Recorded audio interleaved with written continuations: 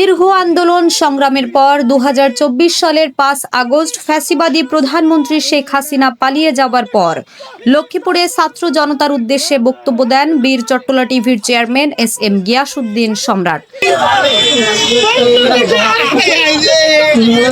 তিনি বলেন, ছাত্র জনতার আত্মত্যাগ ও রক্তের বিনিময়ে স্বৈর শাসনের পতন ঘটেছে।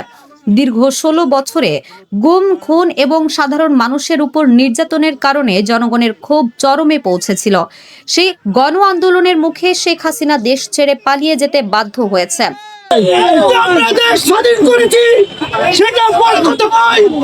সবচেয়ে বড় কথা হচ্ছে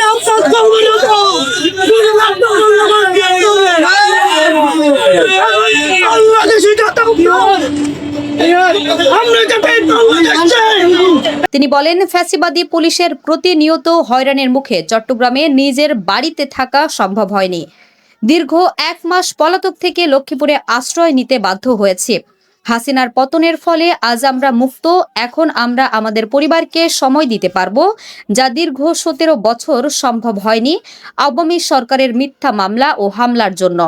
তিনি আরো বলেন, দেশের মানুষের গণতান্ত্রিক অধিকার প্রতিষ্ঠা, ন্যায় বিচার নিশ্চিতকরণ এবং বৈষম্যহীন রাষ্ট্র গঠনে সবাইকে ঐক্যবদ্ধ থাকতে হবে।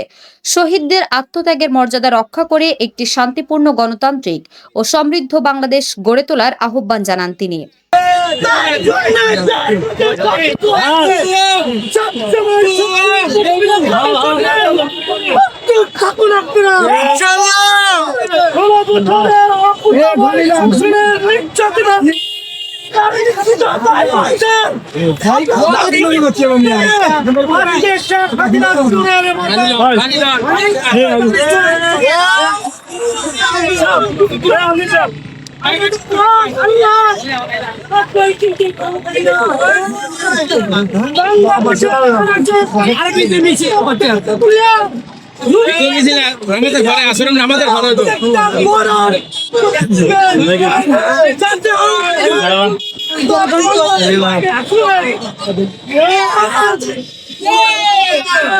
আমাদের দেখতে বলি কোনে গেছে